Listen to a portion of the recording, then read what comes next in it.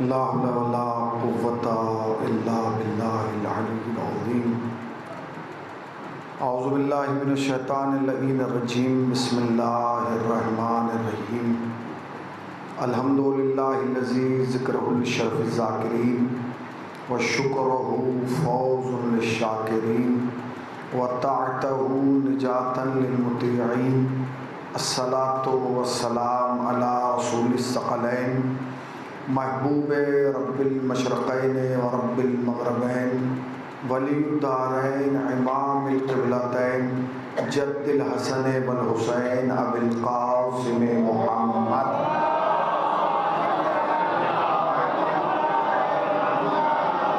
اما بعد فقد قال اللہ حق سبحانہ تبارک وتعالی وقولہ الحق. بسم اللہ الرحمن الرحیم. واللہ اخرجکم من بطون امہاتکم لا تعلمون شیئا. صلوات پڑھنے پر محمد.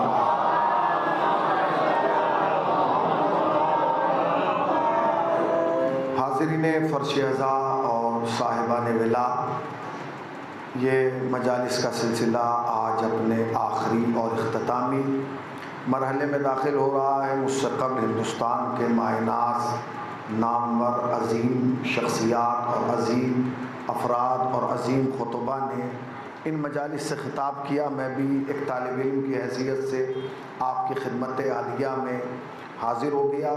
چونکہ یہ مجالس کا عنوان ایصال ثواب ہے اور جس سماج میں اور جس معاشرے میں ہم رہتے ہیں اس کا اصول اور قانون اور دستور یہی ہے کہ جب ہمارے درمیان سے کوئی مومن یا مومنہ اس دار فانی کو چھوڑ کر اس عالم بقا میں قدم رکھتی ہے تو ہم اس کے ایصال ثواب کے لیے مجلس حسین برپا کرتے ہیں. عنوان مجلسی کا ہوتا ہے، اس کے آگے ایک لفظ بڑھا دیا جاتا ہے، مجلس سویم، مجلس برسی، مجلس چالیسواں. مگر لفظ مجلس بار بار تکرار ہو کے ہمارے سامنے آتا رہتا ہے. کبھی آپ نے جا کے تحقیق کی کہ اس لفظ مجلس کی حقیقت کیا ہے، یہ کیوں استعمال کیا جاتا ہے، اس کے معنی کیا ہے؟ اگر آپ لغت میں جا کے مجلس کے معنی تلاش کریں گے تو آپ کو یہی ملے گا کہ جہاں مجمع جمع ہو اسے مجلس کہا جاتا ہے. اگر آپ دنیائے عرب میں جائیں، جو لوگ عرب میں رہے ہیں، سعودیہ، دبئی، شارجہ، وہ بتائیں گے کہ جسے ہماری زبان میں بیٹھک کہا جاتا ہے اسے ان کی زبان میں مجلس کہا جاتا ہے. کہا جاتا ہے کہ نہیں بھائی؟ اسے مجلس کہا جاتا ہے. جسے ہمارے یہاں ڈرائنگ روم کہا جاتا ہے اسے دنیائے عرب میں مجلس کہا جاتا ہے. اسی لیے مجلس کا ترجمہ جب آپ لغت میں جا کے ڈھونڈیں گے تو یہی ہوگا کہ جہاں مجمع جمع ہو جائے اسے مجلس کہا جاتا ہے، جہاں افراد اکٹھا ہو جائیں اسے مجلس کہا جاتا ہے، جہاں احباب بیٹھ جائیں اسے مجلس کہا جاتا ہے، جہاں چند دوست آ کے بیٹھ کے باتیں کرنے لگیں اسے مجلس کہا جاتا ہے. میری طرف متوجہ رہیے گا. یہ سارے مجلس کے معنی آپ کو لغت میں مل جائیں گے، مگر یہ سارے معنی مجلس کے کربلا سے پہلے کے ہیں. کربلا سے پہلے مجلس کے معنی یہی تھے کہ جہاں مجمع جمع ہو اسے مجلس کہا جاتا ہے، جہاں لوگ اکٹھا ہو جائیں اسے مجلس کہا جاتا ہے، جہاں افراد بیٹھ جائیں اسے مجلس کہا جاتا ہے. اس منبر کے تقدس کی قسم، اس فرش عزا کی قسم، اس ذریعے پاک کی قسم، کربلا کے بعد سے زینب نے مجلس کے معنی بدل دیے. نہیں پہنچے آپ؟ کربلا کے بعد سے زینب نے مجلس کے معنی بدل دیے. کربلا سے پہلے جہاں مجمع جمع ہو اسے مجلس کہا جاتا تھا، کربلا کے بعد جہاں حق اور باطل کا امتیاز سامنے آ جائے اسے مجلس کہا جاتا ہے. ایک صلوات معینہ پر محمد وآل محمد پر. کربلا کے بعد سے مجلس کا محور بدل گیا، مرکز بدل گیا. کربلا سے پہلے جہاں مجمع جمع ہو وہ مجلس، کربلا کے بعد نہیں. کربلا کے بعد جہاں حق اور باطل کے درمیان تمیز پیدا ہو جائے اسے مجلس کہا جاتا ہے. جہاں بٹھا کے لوگوں کو بتایا جائے کہ حق کیا ہے، باطل کیا ہے، رونگ کیا ہے، رائٹ کیا ہے، اندھیرا کیا ہے، روشنی کیا ہے، تاریکی کیا ہے، اجالا کیا ہے، اسے مجلس کہا جاتا ہے. اور اگر خدا کی قسم زینب یہ مجلس ہمارے حوالے کر کے نہ جاتی تو ہم صبح قیامت تک دنیا کو بتا ہی نہ پاتے کہ قاتل کون ہے اور مقتول کون ہے. ظالم کون ہے اور مظلوم کون ہے؟ بھائی یہی مجلسیں تو ہیں جس نے دنیا کے سامنے اجاگر کر دیا کہ آؤ مجلس میں ہم تمہیں بتائیں گے کہ گھر لوٹنے والے اور ہیں، گھر لٹانے والے۔ یہی مجلسیں ہیں جو دنیا کو بتاتی ہیں کہ علیہ السلام کی دنیا اور ہے، رضی اللہ کی کائنات اور ہے۔ صلوات پڑھیں پر محمد و آل محمد پر۔ ایک اور صلوات پڑھ دیں پر محمد و آل محمد پر۔ اس مجلس کی حفاظت ضروری ہے، اس لیے کہ یہی تو مجلس ہے جو امتیاز پیدا کرتی ہے کہ علیہ السلام اور ہے، رضی اللہ اور ہیں۔ بھائی فرق کیا ہے علیہ السلام میں اور رضی اللہ میں؟ لوگ کہتے ہیں دونوں ایک ہی خاندان کے لفظ ہیں، نہیں، بہت بڑا فرق ہے علیہ السلام اور رضی اللہ میں۔ فرق بتاؤں؟ اگر آپ جاگ رہے ہیں شاید مجلس کی ابتدا میں بہت بڑا لفظ ہو جائے۔ بھائی علیہ السلام میں اور رضی اللہ میں بنیادی فرق یہ ہے کہ جو نبی کے دروازے پہ آ کے سلام کرے وہ سارے رضی اللہ ہیں، اور جن کے دروازے میں جا کے نبی سلام کرے وہ سارے علیہ السلام ہیں۔ ایک ساتھ برابر محمد و آل محمد بات۔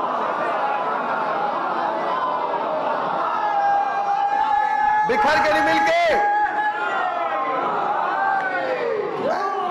آج تو موسم میں بھی خنکی ہے، ٹھنڈک ہے، تو آپ کو گرمی کا احساس نہیں ہونا چاہیے۔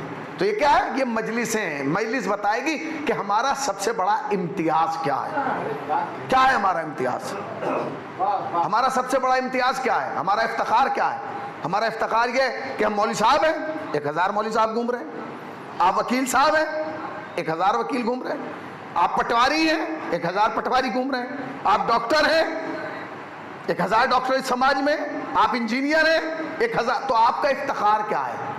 آپ کا افتخار یہ ہے کہ آپ نے زندگی کے کسی لمحے میں کسی جاہل کا دامن نہیں پکڑا۔ کہاں بیٹھے ہیں بھائی، میں کیا کر رہا ہوں؟ ہمارا تر امتیاز یہ ہے کہ ہم نے کبھی بھی کسی جاہل کو تسلیم نہیں کیا، جبکہ ہم جاہل ہیں، کیونکہ قرآن اعلان کر چکا ہے واللہ اخرجکم من بطون امہاتکم لا تعلمون شیئا، کہ اللہ وہی تو ہے جس نے جب تمہیں شکم مادر سے پیدا کیا تو تم جاہل تھے۔ ہم جاہل تھے مگر جاہل ہیں نہیں پہنچے آپ۔ ہم جاہل تھے، ہم جاہل ہیں نہیں۔ اس لیے کہ جو فکر ہمیں مکتب اہل بیت سے جہالت کی ملی، الحمدللہ وہ ہمارے اندر پائی نہیں جاتی۔ معصوم سے پوچھا گیا جاہل کی تعریف کیا ہے؟ فرمایا جو مر جائے اور اپنے زمانے کے امام کو نہ پہچانے۔ ایک صلوات پڑھیں نا پر محمد و آل محمد پر۔ کہاں گیا؟ ایک اور صلوات پڑھ دیں پر محمد و آل محمد پر۔ ایک اور صلوات پڑھ دیں پر محمد و آل۔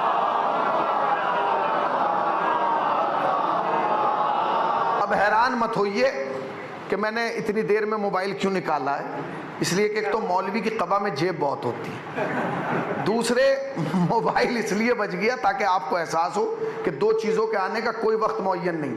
ایک تو یہ نہیں پتا کہ انسان کے فون پہ کال کب آ جائے، اور دوسرے یہ نہیں پتا کہ گھر میں ملک الموت کب آ جائے۔ مگر یاد رکھیے کہ آیا ہوا فون کاٹا جا سکتا ہے، آیا ہوا ملک الموت۔ صلوات پڑھیں پر محمد و آل محمد۔ ہمارا تر امتیاز یہی ہے کہ ہم نے کبھی کسی جاہل کا دامن نہیں پکڑا، ہم نے جب پکڑا ان کا پکڑا جن کا تعارف نبی نے کرایا ہے۔ اب اس کو گہرائی سے لے لیجئے تاکہ مجلس اپنی منزل کی طرف رواں دواں ہو جائے۔ بھئی آپ کہیں گے جاہل ہر قوم میں جاہل ملے گا، اس میں نہیں ملے گا، کیونکہ مرسل اعظم کا جملہ ہے، معصوم کا جملہ ہے کہ جاہل کون ہے؟ جو مر جائے اور اپنے زمانے کے امام کو نہ پہچانے۔ ہم میں سے کون ایسا ہے جو اپنے زمانے کے امام کو نہیں پہچانتا؟ الحمدللہ ہمیں یقین ہے کہ ہمارا امام ہے، تمہارا تھا ہمارا ہے۔ نہیں پہنچے۔ ابھی میں نجف اشرف تھا تقریباً 1 ہفتہ پہلے، اور وہیں سے کل آیا اور صبح وہاں مجلس پڑھی۔ اب یہاں تو ایک بہت بڑے عالم دین ہے نجف اشرف میں، انہوں نے مجھے بٹھایا اور بٹھا کے جملہ کہا کہ اب آپ جب جائیے گا تو کوشش کیجیے گا کہ جتنی زیادہ مجالس امام زمانہ کے حوالے سے ہوں وہ پڑھیں، تاکہ قوم تک پتہ چلے کہ جو ہمارا امام زندہ ہے اس کی کیفیت کیا ہے، یہ ضروری ہے، ٹھیک ہے نا۔ اب آپ ایک قدم آگے بڑھیں، دنیا کے امام تھے، ہمارا امام ہے، اور ہمارا جو بھی امام ہے وہ جاہل نہیں ہے۔ دیکھیے دنیا میں چند امام گزرے، بھائی امام ہے کہ نہیں، مگر سب کے اماموں میں اختلاف ہے، جو پہلے نے کہا وہ دوسرے نے نہیں کہا، جو دوسرے نے کہا وہ تیسرے نے نہیں کہا، جو تیسرے نے کہا وہ چوتھے نے نہیں کہا، جو چوتھے نے کہا وہ پانچویں نے نہیں کہا۔ ہو سکتا ہے کہ پہلا کسی اور کے گھر سے آیا ہو، چوتھا کسی اور کے گھر سے آئے، مگر یہ افتخار صرف شیعوں تمہیں حاصل ہے کہ تمہارا پہلا بھی کعبے سے آیا، تمہارا آخری بھی کعبے سے آئے گا،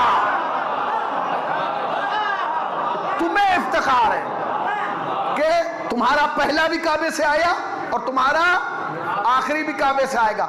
مولانا آ تو جائیں گے، کوئی اور تمثیل، کوئی اور، ہاں قریب آئیے، پہلا بھی کعبے سے آیا، آخری بھی کعبے سے آئے گا۔ فاصلہ دیکھیے گا، پہلا کب آیا اور آخری کب آئے گا، پہلا بھی کعبے سے آیا، آخری بھی کعبے سے آئے گا۔ یاد رکھیے گا، پہلا آیا تو اس نے بھی حکومت کوفے سے شروع کی، آخری آئے گا تو وہ بھی حکومت کوفے ہی میں قائم کرے گا۔ تو دنیا میں اور ہم میں فرق یہ ہے کہ دنیا کے پاس امام ہیں، مگر ہر امام کا ایک اپنا نظریہ ہے۔ جب پہلا آیا تو اس نے اپنے کو منوایا، جب دوسرا آیا تو اس نے اپنے کو منوایا، پہلے کی مخالفت کی، جب تیسرا آیا تو اس نے اپنے کو منوایا، دوسرے کی مخالفت کی۔ مگر ایک واحد مکتب ہے تمہارا کہ پہلا آیا تو اس نے یہ نہیں کہا کہ میں سچا ہوں، کہا وہ جو گیا وہ بھی سچا ہے، میرے بعد جو آئے گا وہ بھی سچا ہے، یعنی جانے والے کی بھی تائید کی، آنے والے کی بھی تائید کی۔ اچھا دنیا میں یہی فرق ہے کہ دنیا کہتی ہے ان کے 12 ہیں مگر اختلاف نہیں، اور ہمارے چند ہیں ان میں بھی اختلاف۔ ایک بہت بڑے عالم اہل سنت تھے، اب کتاب تو ہر آدمی کو پڑھنے کا حق ہے نا، انہوں نے شیعوں کی کتابیں پڑھنا شروع کر دی، پڑھتے رہے، ایک دن اتنی پڑھی کہ مسجد میں آئے اور آ کے کہنے لگے بھائی یہ میں آخری نماز جمعہ پڑھا رہا ہوں، اب اس کے بعد میں جمعہ نہیں پڑھاؤں گا، آپ کوئی نیا مولوی ڈھونڈ لیجئے۔ سماج میں ہنگامہ مچ گیا، بھائی مولانا کیوں، کیا وجہ ہے؟ اب ہوتا ہے نا ہر آدمی تلاش، بھائی مولانا کیوں جمعہ چھوڑ رہے ہیں، کیا وجہ ہے؟ تو صاحب نے کہا کہ ایسا ہے، پریشان نہ ہو، مولانا نے زیادہ کتابیں پڑھ لی ہیں شیعوں کی، اب ان کی سمجھ میں نہیں آ رہا کیا کریں، اس لیے کہ آگے کھائی اور پیچھے کنواں ہے، جائیں تو کہاں جائیں؟ تو کہا پھر کب بس جو انہیں فیصلہ، کہا بس تو اگر انہوں نے کتابیں پڑھی ہیں تو یقیناً اب یہ شیعہ ہو جائیں گے۔ اب ایک آدمی نے جا کے دق الباب کیا، مولانا خیریت تو ہے؟ انہوں نے کہا بھائی بس جہاں تک تھا، جب زیادہ اصرار ہوا تو انہوں نے کہا ٹھیک ہے سب کو مسجد میں بلا لو، میں ایک ہی دفعہ بتاؤں گا کہ ہوا کیا۔ سارا سماج مسجد میں جمع ہو گیا، مولانا کھڑے ہوئے، کہا بھائی آپ سب یہ پوچھنا ہے کہ ہوا کیا، میں نے کیوں چھوڑا؟ کہا میں نے اتنی کتابیں پڑھ لی ہیں شیعوں کی، لہٰذا میں نے آپ کا مذہب چھوڑ دیا۔ اب جو کہا نا چھوڑ دیا، تو لوگوں کو اس بات کی فکر نہیں تھی کہ ہمارا چھوڑ دیا، لوگوں کو فکر یہ تھی کہ اپنایا کس کا ہے۔ ذرا جاگیے بھائی، ذرا جاگیے، لوگوں کو اس بات کی فکر نہیں تھی کہ ہمارا چھوڑ دیا، لوگوں کو فکر اس بات کی تھی اپنایا کس کا ہے۔ تو ایک صاحب چودھری مزاج کے تھے، کھڑے ہوئے کہنے لگے مولانا ہمارا چھوڑ دیا، ہمیں پریشانی نہیں ہے، یہ بتائیے کہ اپنایا کس کا ہے۔ انہوں نے کہا یہی بتا رہا ہوں، آپ پریشان نہ ہوئیے، میں نے آپ کا مذہب چھوڑ دیا مگر شیعوں کا نہیں اپنایا۔ وہ خوش ہو گئے، انہوں نے کہا اس سے اچھی بات کیا ہے کہ شیعوں کا نہیں اپنایا۔ ایک صلوات پڑھیں پر محمد والے محمد۔ توجہ سنیے گا، توجہ سے، ایک فرد کی توجہ چاہتا ہوں اس جملے پہ۔ کہ ہمارا چھوڑ دیا پھر اپنایا کس کا؟ کہ پریشان نہ ہوئیے، میں نے آپ کا تو چھوڑا ہے، شیعوں کا نہیں اپنایا۔ لوگوں نے کہا اللہ تیرا شکر ہے، اب یہ کہیں بھی جائیں۔ تو ایک صاحب نے کہا پھر بھی بتائیے شیعوں میں نہیں جا رہے تو پھر کس کے مذہب میں جا رہے ہیں؟ تو انہوں نے کہا میں نے شیعوں کا مذہب نہیں اپنایا۔ کہا پھر کس کا؟ کہ ابو طالب کا اپنایا ہے۔ ذرا جاگیے بھائی، میں نے آپ کا مذہب چھوڑ کے شیعوں کا مذہب نہیں اپنایا بلکہ ابو طالب کا مذہب اپنایا ہے۔ بھئی یہ سننا تھا، لوگوں میں کھلبلی مچ گئی، کہنے لگے حضور یہ تو بتائیے ہمیں کیوں چھوڑا، ابو طالب کو کیوں اپنایا، ہمارا مذہب کیوں چھوڑا، ابو طالب کا مذہب کیوں قبول کیا؟ مولانا نے کہا یہی بتانے کے لیے تو مجمع جمع کیا ہے، تمہیں اس لیے چھوڑا کیونکہ تمہارے 4 امام ہیں، چاروں کی سنتوں میں اختلاف، چاروں کے طریقہ نماز میں اختلاف، چاروں کے طریقہ عبادت میں اختلاف، ابو طالب کے 12 ہیں، نہ عبادت میں اختلاف، نہ جماعت میں اختلاف، نہ شریعت میں اختلاف۔ سب محمد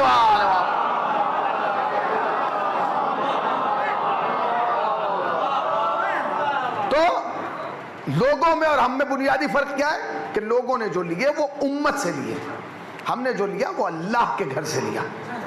اچھا جی، جاہل کو نہیں لیا، جاہل کو ہم نے نہیں لیا۔ قرآن نے کہا کہ ہر بچہ جب اس دنیا میں آتا ہے، شکم مادر سے جب باہر آتا ہے تو وہ جاہل ہوتا ہے، جاہل۔ تو اب سماج کا مزاج یہ کہ اگر میں جاہل آیا ہوں تو دوسرا بھی جاہل آیا، تیسرا بھی جاہل آیا، مگر قرآن نے منہ بند کر دیا۔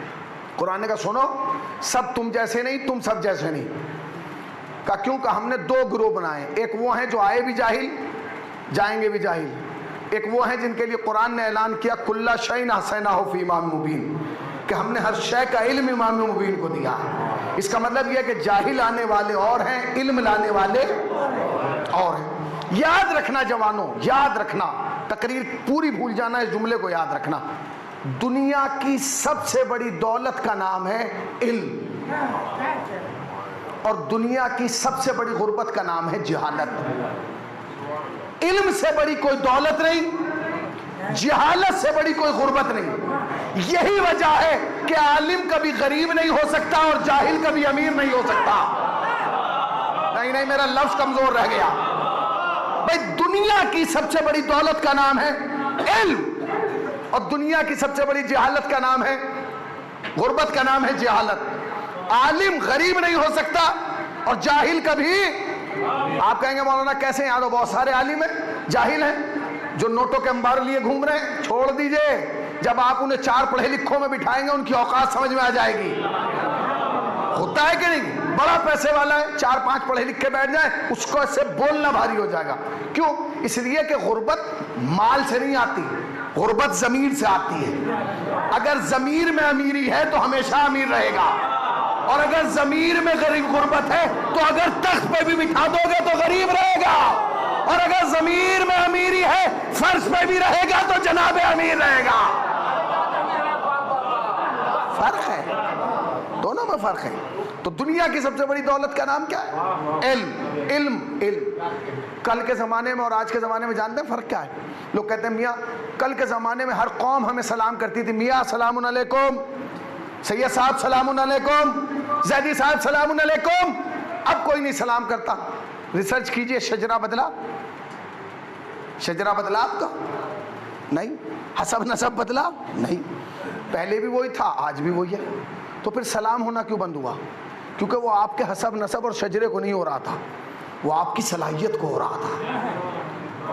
پرانے زمانے میں جب کسی مجسٹریٹ کے پاس جاتے تھے تو پتہ چلا یہ کون ہے؟ کہ یہ بھی سید صاحب ہیں۔ کلیکٹر کے پاس گئے، یہ بھی سید صاحب ہیں۔ فلاں کے پاس گئے، یہ بھی سید صاحب ہیں۔ تو جتنی چھوٹی قومیں تھیں وہ چاہتی تھیں ان سے بنا کے رکھو، کیونکہ جہاں بھی جائیں گے یہی ملیں گے۔ پتہ نہیں کہاں بیٹھے ہیں آپ، جہاں بھی جائیں گے یہی ملیں گے۔ لہٰذا انہیں عادت تھی کہ جہاں بھی سید ملتا تھا سلام۔ جب سے آپ نے پوسٹیں چھوڑنا شروع کر دی ہیں لوگوں نے سلام کرنا بند کر دیا ہے۔ جس دن آپ منصب پہ آنا شروع کر دیں گے سلام ہونا دوبارہ شروع ہو جائے گا۔ سلام منصب کو ہوتا ہے، سلام شجرے اور حسب اور نسب کو نہیں ہوتا ہے۔ اگر آپ کے شجرے میں کمال کی وجہ سے سلام ہو رہا تھا تو آج بھی وہی شجرہ ہے، الحمدللہ، شجرہ تھوڑی بدلا ہے۔ تو یاد رکھیے گا دنیا کی سب سے بڑی دولت کا نام ہے علم۔ اگر ہم نے علم پر کمال حاصل کر لیا دنیا کی ہر شے آپ کے قدموں میں رہے گی۔ دوسرا جملہ عرض کر رہا ہوں، جب تاریخ اسلام لکھی گئی تو تاریخ اسلام نے ان کے بھی نام لکھے کہ جن کے پاس خالی مال پہنچا، اور ان کے بھی نام لکھے جن کے پاس علم پہنچا، مگر دونوں میں فرق تھا۔ جہاں خالی مال پہنچا وہاں کوئی فرعون بن گیا، کہیں نمرود بن گیا، کہیں شداد بن گیا، اور جہاں علم پہنچا کوئی سلمان بن گیا، کوئی ابو ذر بن گیا، کوئی مقداد بن گیا. یاد رکھنا جہالت انسان کو صدام بناتی ہے، علم انسان کو خمینی بنا دیتا ہے. صلی پر محمد وآل محمد. جہالت انسان کو صدام بناتی ہے، علم انسان کو خمینی بنا دیتا ہے. اگر علم حاصل کیا ہے تو منزل کمال پہ جاؤ گے. یاد رکھیے گا مولا کائنات کی لا تعداد انگنت صفتیں جنہیں میں پڑھ سکتا ہوں اور آپ سن سکتے ہیں اور آپ نے سنی بھی ہے، مگر ایک فضیلت جناب امیر کے پاس ایسی ہے جو حضرت آدم سے لے کر رسول اللہ تک اور رسول اللہ کے بعد امام حسن سے لے کے امام حسن عسکری تک کسی کے پاس نہیں ہے.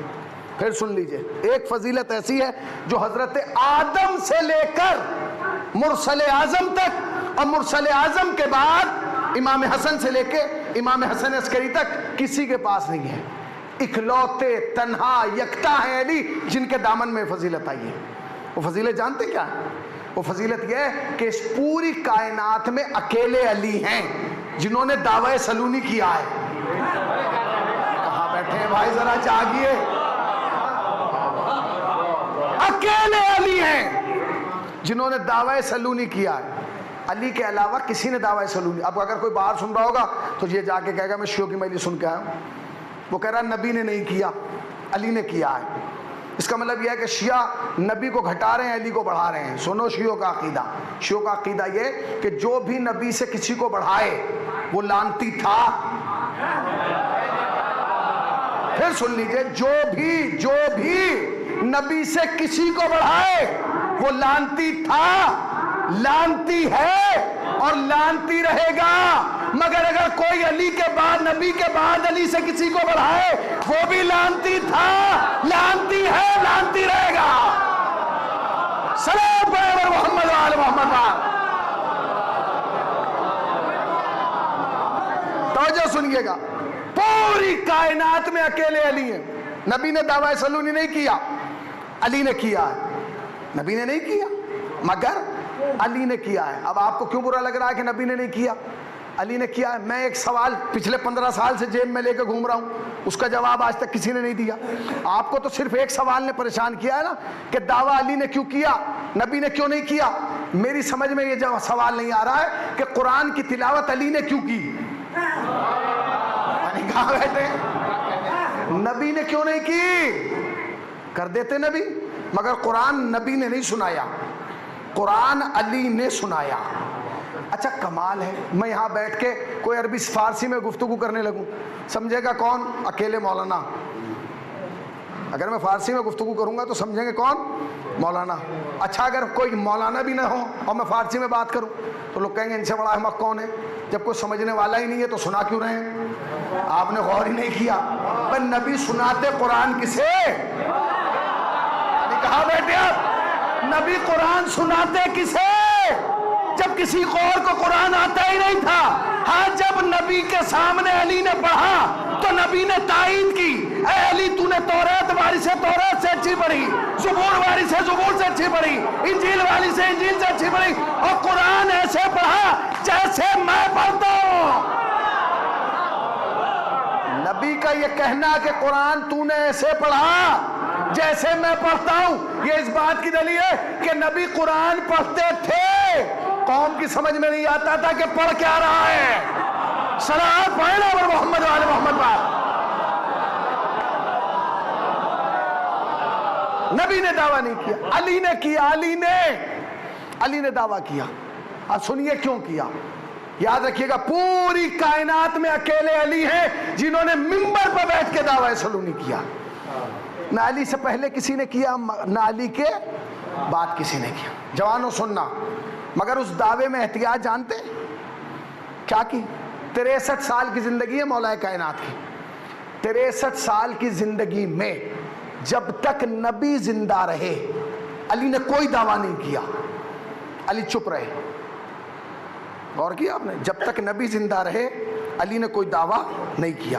جب نبی نے اس دنیا سے پردہ کر لیا تب علی نے دعوے پہ دعویٰ کیا. آپ نے غور نہیں کیا. احترام رسالت تو دیکھیے. جب تک نبی زندہ رہے علی نے کوئی دعویٰ نہیں کیا، نبی کے بعد علی نے دعویٰ کیا۔ اب علماء نے بحث شروع کی اس موضوع پہ، بھائی نبی کی زندگی میں کیوں نہیں کیا، نبی کے بعد کیوں کیا؟ تو لوگوں نے علی سے سوال کیا، یا علی یہ دعویٰ نبی کی زندگی میں کیوں نہیں کیا؟ اگر نبی کی زندگی میں کرتے تو نبی خوش ہو جاتے، میرا چھوٹا بھائی اس لائق ہو گیا، میرا داماد اس لائق ہو گیا، میرا وصی اس لائق ہو گیا، میرا جانشین اس لائق ہو گیا۔ تو مولا کائنات نے مسکرا کے کہا، میں نے دعویٰ اس لیے تھوڑی کیا ہے کہ مجھے نبی کو بتانا ہے کہ میں کس لائق ہو گیا، نبی تو کعبے سے جانتے ہیں کہ میں کس لائق ہو گیا۔ پہنچے نہیں پہنچے؟ میں نے دعویٰ اس لیے نہیں کیا کہ نبی کو پتا چلے کہ میں کس لائق ہو گیا۔ تو میں نے کہا پھر کس لیے کیا؟ اس جاہل قوم کے لیے؟ انہوں نے تو نبی کو کچھ نہیں مانا۔ کہا انہی کے لیے بھی نہیں کیا۔ کہا پھر کس لیے کیا؟ کہا اس لیے کیا تاکہ میرے دعوے سے آبرو رسالت محفوظ رہے۔ سنیے، علی کے دعوے سے آبرو رسالت کیسے محفوظ رہے گی؟ نبی جا چکے، اس دنیا سے پردہ کر چکے، اور اب علی کہہ رہے ہیں کہ میرا دعویٰ نبی کی عزت بچائے گا۔ بھیا اگر نبی کی زندگی میں ہوتا تو عزت بچاتا نا، اب نبی چلے گئے تو اب کہ تم نہیں جانتے، تم شیعوں نے میرے 4 لقب یاد کیے، وصی رسول علی، داماد رسول علی، برادر رسول علی، جانشین رسول علی۔ تو میں نے کہا پھر؟ کہ میرا ایک اور لقب ہے جو کوئی گنواتا ہی نہیں، وہ کیا ہے؟ کہنے لگے شاگرد رسول۔ بھائی ذرا جاگیے، شاگرد رسول۔ تو میں نے کہا مولا پھر کس لیے کیا؟ کہ میں ہوں شاگرد رسول۔ میں نے دعویٰ اس لیے کیا کہ جب رسول کے جانے کے بعد قوم انہیں امی اور جاہل لکھے گی تو تم گریبان پکڑ کے پوچھنا، او عقل کے اندھے اتنا تو بتا، جس کا شاگرد اتنا بڑا عالم ہے اس کا استاد کتنا بڑا عالم ہوگا۔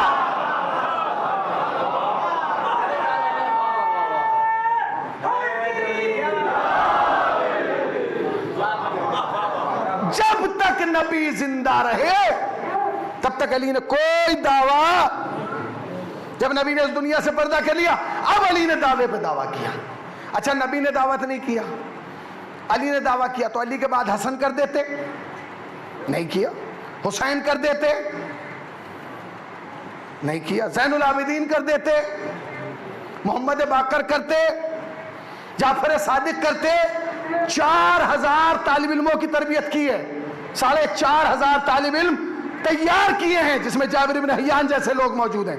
امام جعفر صادق کی بھی شہادت ہے انہی ایام میں۔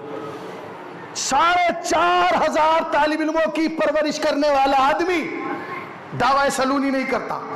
کسی نے پوچھا مولا آپ کے جد نے دعویٰ کیا تھا پھر کسی نے نہیں کیا؟ کہنے لگے اس کے بعد ضرورت ہی نہیں پڑی۔ کہا کیوں؟ کہ دعویٰ علی کر کے گئے ہیں، دلیل ہم 11 بن کے آئے ہیں۔ پہنچے، صلوات پڑھیں نا پر محمد و آل محمد پاک۔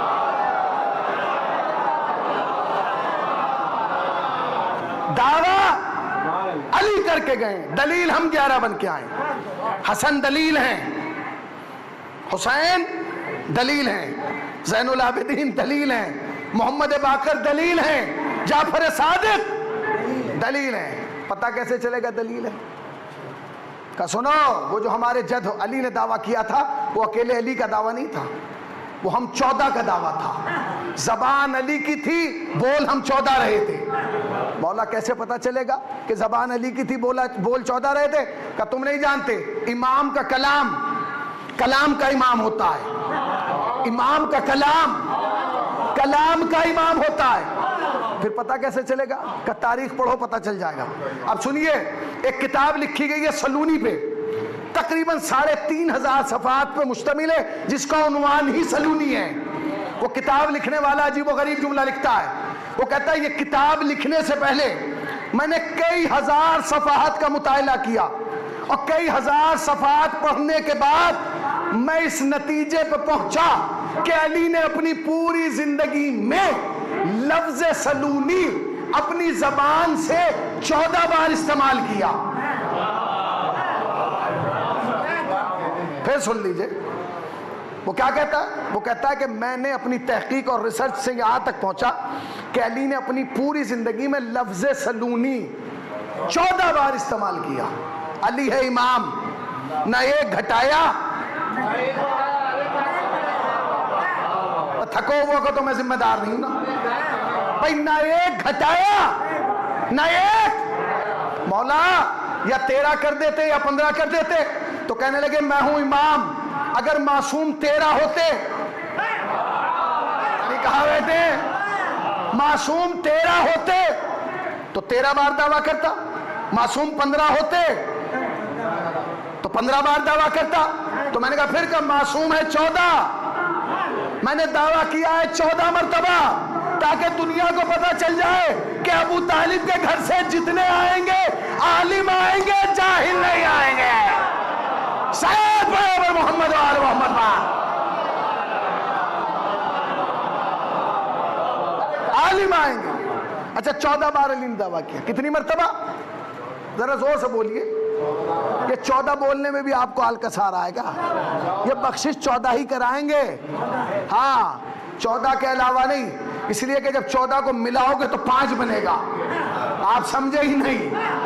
14 کا عدد کتنا ہے؟ جب 14 کو ملاؤ گے تو 5 بنے گا. اس کا مطلب یہ ملے تو 5 ہے، بکھرے تو 14 ہے. 14 مرتبہ علی نے دعویٰ کیا، مگر ایک پیچ تو پھنس گیا نا. وہ پیچ کیسے پھنسا؟ وہ پیچ یہ ہے کہ ان 14 میں 13 تو ہیں مرد، ایک ہے عورت. 14 وہ ہیں جو میدان میں آئیں گے، مجمع میں آئیں گے، پبلک میں آئیں گے، عوام میں آئیں گے، ہجوم میں آئیں گے. ایک وہ ہے جو گھر میں رہے گی، چادر کے حصار میں رہے گی، پردے کی کائنات میں رہے گی. علی نے اس کی بھی احتیاط کی. اٹھائیے تاریخ، پتہ تو چلے آپ کو کہ آپ کا امام ہے کیسا. اس میں علی نے احتیاط یہ کی کہ 13 مرتبہ کیا گھر کے باہر. کہاں بیٹھے ہیں آپ؟ 13 مرتبہ علی نے دعویٰ سلونی کیا گھر کے باہر، مجمع میں، ہجوم میں، عوام میں، پبلک میں، لوگوں میں، اور ایک بار کیا گھر میں، دیوار کے حصار میں، تاکہ تمہیں یاد رہے جو گھر کے باہر آنے والے ہیں وہ بھی اس لائق ہیں. پہنچے نہیں پہنچے بھائی پھر سنیے، جو گھر کے باہر آنے والے ہیں وہ بھی اس لائق ہے، جو چادر کے اندر رہنے والی بھی ہے وہ اس لائق ہے. مولا یہ فاطمہ کے علم کا اعلان کیوں کر رہے ہو؟ کہ تمہیں پتا چلے جب ماں پڑھی لکھی ہوتی ہے اولاد حسنین بنتی ہے، جب ماں جاہل ہوتی ہے اولاد فرعون بنتی ہے. فرعون بنتی ہے. 14 مرتبہ علی نے دعویٰ کیا. 14 مرتبہ. 13 مرتبہ گھر کے باہر، 1 مرتبہ گھر کے اندر. کیسے کیا دعویٰ؟ روح کانپ جائے گی آپ کی. سمجھو کہ علی کسے کہتے ہیں، سمجھو کہ علی کسے کہتے ہیں، علی کسے کہتے ہیں. کتنا کام کیا ہے مولا کائنات نے علم پہ، تم سوچ نہیں سکتے، تمہاری فکر نہیں جا سکتی وہاں تک. علی منبر پہ بیٹھے نا، دعویٰ سلونی کیا، بیچ سے ایک صاحب کھڑے ہو گئے، مولا مجھے سوال کرنا ہے. علی نے کہا پوچھو، ہم تو بیٹھے اس لیے. کہنے لگے مولا یہ بتائیے علم افضل ہے یا مال؟ علی نے مسکرا کے کہا علم. تو سارے مجمع نے علی کو دیکھا، کہا علم افضل ہے. کہا مولا دلیل کیا ہے؟ قسم خدا کی بریلی والوں، اگر علی کے علاوہ کوئی ایسی دلیل دے دے میں خط غلامی لکھ دوں. علی نے کہا دلیل یہ ہے کہ مال خرچ کرنے سے کم ہوتا چلا جاتا ہے، علم خرچ کرنے سے بڑھتا چلا جاتا ہے. یعنی کہاں بیٹھے ہیں بھائی ذرا جاگیے. مال خرچ کرنے سے کم ہوتا ہے، علم خرچ کرنے سے بڑھتا ہے. اور پورے مجمع پہ سکتہ تھا. علی نے کہا جواب مل گیا؟ کہاں مل گیا؟ بیٹھ جاؤ. بیٹھ گیا. بغل سے دوسرا آدمی کھڑا ہوا. اس نے کہا مولا میرا بھی سوال ہے. کہا تم بھی پوچھو. کہا مولا میرا سوال یہ علم افضل ہے یا مال؟ علی نے کہا علم. جیسے ہی علی نے کہا علم، اس سے پہلے کوئی کہتا دلیل دو. جو نیچے بیٹھا تھا اس نے ابا پکڑی، ہلایا. اس نے کہا کیا بات ہے؟ اس نے کہا تیرا دماغ خراب ہو گیا؟ جب وہی سوال کر رہا ہے جو میں نے کیا ہے تو علی جواب بھی وہی دیں گے نا جو مجھے دیا ہے. پتہ نہیں کہاں بیٹھا ہے بریلی، کہاں بیٹھا ہے. پھر ذرا جاگی، ہر حسینی کی توجہ چاہتا ہوں جملے پر. کہاں بات تو صحیح ہے، جب سوال وہی ہے تو جواب بھی وہی ہوگا. وکیل صاحب بیٹھنے لگا. جب بیٹھنے لگا تو علی نے کہا بیٹھ کیوں رہا ہے؟ میں نے تو جواب بھی نہیں دیا. کہنے لگے مولا یہ کہہ رہا ہے. یہ کیا کہہ رہا ہے؟ کہ یہ کہہ رہا ہے کہ آپ مجھے بھی وہی جواب دیں گے جو اسے دیا. علی نے مسکرا کے کہا پریشان نہ ہو، اسے اس کی عقل کے مطابق دیا، تجھے تیرے دماغ کے مطابق دوں گا. صلوات پڑھیں محمد وعلی محمد وعلی.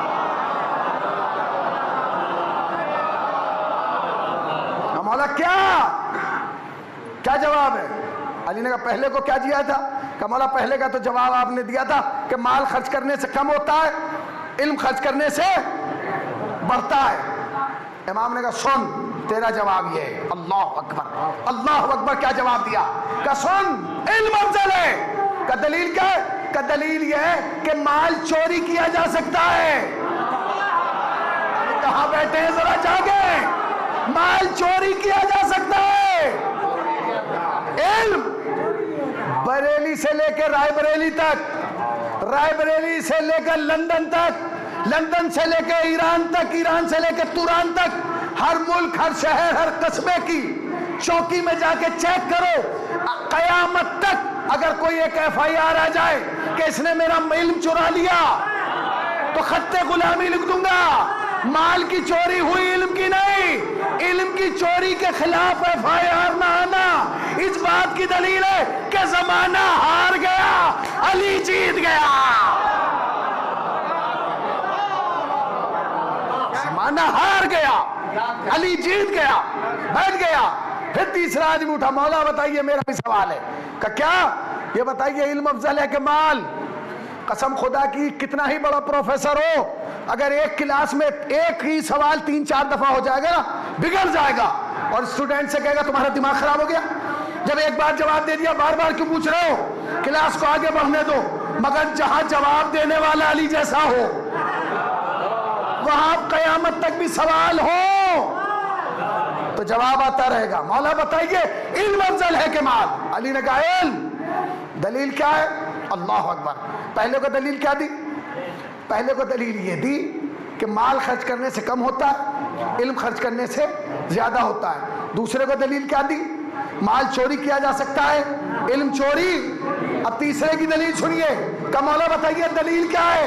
فرمایا دلیل یہ ہے کہ مال وہ ہے جو تمہاری حفاظت کرتا ہے، مال وہ ہے جس کی تم حفاظت کرتے ہو، علم وہ ہے جو تمہاری حفاظت کرتا ہے. مال کیا ہے؟ جس کی تمہیں حفاظت کرنا پڑتی ہے. علم کیا ہے؟ جو. تو یہ علی نے پیغام دیا ہے. سنیں گے جب علی جانے لگے نا اس دنیا سے تو علی کا ایک صحابی قریب آیا، کہنے لگے دل میں کوئی خواہش؟ سنو شیعو، اپنے امام کی خواہش سنو تاکہ تمہیں احساس ہو علی دل میں ارمان لے کے کیا گئے ہیں. ہوتا ہے نا بھائی ارمان کیا ہے؟ ہائی وے پہ میری زمین تھی، مارکیٹ نہیں بنا پایا. شہر کے بیچ میں میرا پلاٹ تھا، کمپلیکس نہیں بنا پایا. میرا ارمان تھا بچوں کی شادی دیکھ لوں، وہ نہیں کر پایا. علی کا ارمان سنو تاکہ تمہیں پتا چلے کہ تم نے امام کسے مانا ہے. تمہاری فکر کو تو بلند ہونا ہوگا نا. تم سوچو گے تو علی کہتے کسے ہیں؟ علی سے پوچھا گیا مولا کیا ارمان ہے؟ اب دنیا سے جا رہے ہیں. فرمایا 2 ارمان لے کے جا رہا ہوں، تیسرا کوئی ہے ہی نہیں. 2 ارمان. خدا کرے گی ارمان تم تک پہنچ جائے تاکہ تمہاری آواز مجھ تک آ جائے. کہ مولا 2 ارمان کیا ہے؟ علی نے مسکرا کے کہا ارمان یہ ہے کہ میں جتنا بڑا سقی تھا اتنا کسی نے مانگا نہیں، جتنا بڑا عالم تھا اتنا کسی نے پوچھا نہیں. نہ میری سخاوت کے برابر سوال کیا گیا، نہ میرے علم کے برابر سوال کیا گیا. تو جو اتنا بڑا عالم. اب علی جا رہے ہیں، علی جا رہے ہیں اس دنیا سے. کیفیت کیا ہے؟ سر پہ ضربت لگ چکی، سر 2 حصوں میں تقسیم ہو چکا. حکیم کو بلایا گیا، اس نے ایک دمبا ذبح کیا، ایک رگ نکالی، علی کے شگاف میں رکھی. رگ کو اٹھایا، رگ کا رنگ متغیر ہو گیا. امام حسن کو بلا گیا، سنیے اب آپ کے بابا کے پاس وقت نہیں ہے کہ یہ جلد سے جلد وصیتیں کر لیں. امام نے کہا ٹھیک ہے. وصیتیں کی گئیں، نصیحتیں کی گئیں. ایک طرف علی کے بیٹے، ایک طرف علی کی بیٹیاں کھڑے ہوئے ہیں. امام حسن کو بلا کے حسن اب سنو، اب دروازہ بند کر دو، اب کوئی بھی آئے گا علی کسی سے ملاقات نہیں کرے گا. اب علی اپنے خدا سے جا کے ملاقات کرے. باپ کا حکم تھا، بیٹے نے دروازہ بند کر دیا. اتنی دیر میں دروازے پہ دق الباب ہوا. امام حسن نے کہا کون؟ کہا میں آیا ہوں۔ اب جو دروازہ کھولا تو سامنے ایک شخص کھڑا ہوا ہے۔ کیا ہوا؟ کہ کوفے کے باہر تھا، ابھی آیا ہوں، پتہ چلا ہے آپ کے بابا کو ضرورت لگ گئی ہے، ملنا چاہتا ہوں۔ کہ میرے بابا نے منع کیا ہے، میرا بابا کسی سے ملاقات نہیں کرے گا، واپس چلے جاؤ واپس۔ اب جس نے مسجد کوفہ کو دیکھا ہے وہ بتائے گا، مسجد کوفہ کے کونے پہ حضرت علی کا ایک چھوٹا سا مکان ہے، وہ بھی حضرت علی کا نہیں تھا، آپ کی بہن ام ہانی کا تھا۔ آپ جب حاکم بن کے گئے تو آپ نے کرائے پہ لیا، اور جب تک زندہ رہے اور حکومت کی کرائے کے مکان سے کی، تاکہ قیامت تک پیدا ہونے والے سیاست مدار کو پتہ چل جائے کہ حاکم بنانے کے لیے کوٹھی کا ہونا ضروری نہیں ہے، خدمت کے جذبے کا ہونا ضروری ہے۔ اب چھوٹا سا مکان ہے، امام حسن نے کہا میرا بابا نہیں ملے گا۔ اس نے کہا اچھا۔ وہ گیا اور اس کمرے میں جو حضرت علی کا کمرہ تھا اس کی دیوار کے نیچے بیٹھ کے رونے لگا۔ اب کیفیت سمجھیے گا، سامنے ہزاروں کھڑے ہو کے رو رہے ہیں علی کے دروازے پہ، علی کو ان کی آواز سے کوئی فرق نہیں پڑتا، مگر جب یہ پیچھے سے آ کے رویا تو امام حسن کو بلایا۔ امام حسن سے پوچھنے لگے یہ کون رو رہا ہے، کون رو رہا ہے؟ تو کہا بابا آپ نے نہیں پہچانا؟ کہا نہیں۔ کہا یہ اسبق ابن نباتہ رو رہے ہیں۔ ایسا لگا جیسے علی کے ٹوٹے ہوئے جسم میں جان آ گئی۔ اچھا اسبق رو رہے ہیں، جاؤ اسبق کو بلا کے لاؤ۔ میری پوری مجلس بھول جانا یہ جملہ نہ بھولنا، پوری مجلس بھول جانا یہ جملہ نہ بھولنا، جاؤ اسبق کو بلا کے لاؤ۔ ایک جملہ کہوں، ہم بھی شیعہ ہیں، اسبق بھی شیعہ تھا، بس فرق اتنا ہے کہ ہم امام کو بلا رہے ہیں،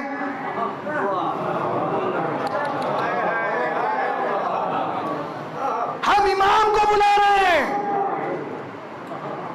اور اسبق کو نہیں سمجھے، امام کو بلانا اور ہے اور امام کسی کو بلا لیں، کیا کہنا۔ اچھا میں آپ سے ایک سوال کر رہا ہوں، سوال آہستہ سے کروں گا، جواب زور سے دیجیے گا۔ ہم سب کیا ہیں؟ زور سے بولیں، نہیں میں اونچا سنتا ہوں۔ نہیں بھائی، میں کل پرسوں دوپہر 1 بجے سے سفر میں ہوں، پرسوں دوپہر میں 1 بجے تہران سے چلا، 4 بجے یہاں پہنچا، پھر بائک لکھنؤ گیا، پھر لکھنؤ سے بھی کانپور سے یہاں آیا، تو میں سفر میں ہوں۔ مجھے پریشان ہونا چاہیے، آپ پریشان نہ ہو، ذرا زور سے بولیے، بہت آہستہ سے سوال کر رہا ہوں۔ ہم سب کیا ہیں؟ اچھا آدھوں کو یقین ہے شیعہ ہیں، یا سب کو؟ سب بولیں نا، ہم سب کیا ہیں؟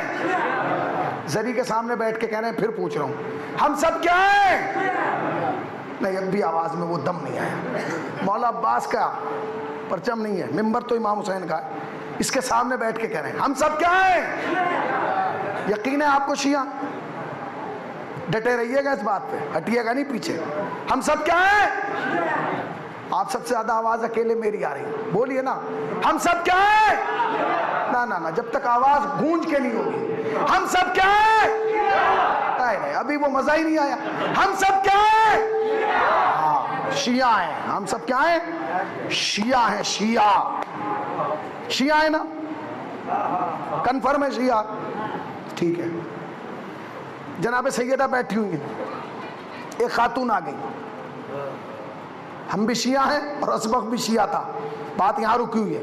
جناب سیدہ بیٹھی ہوئی ہے، ایک خاتون آ گئی مدینے کی، کہنے لگی میرے شوہر نے مجھے بھیجا ہے آپ سے ایک سوال کرنے کے لیے۔ کہ سوال کیا ہے؟ کہ میرے شوہر نے پوچھوایا ہے کہ آپ کے شیعہ کی پہچان کیا ہے؟ ہم سب تو شیعہ ہیں، الحمدللہ ہم سب شیعہ ہیں۔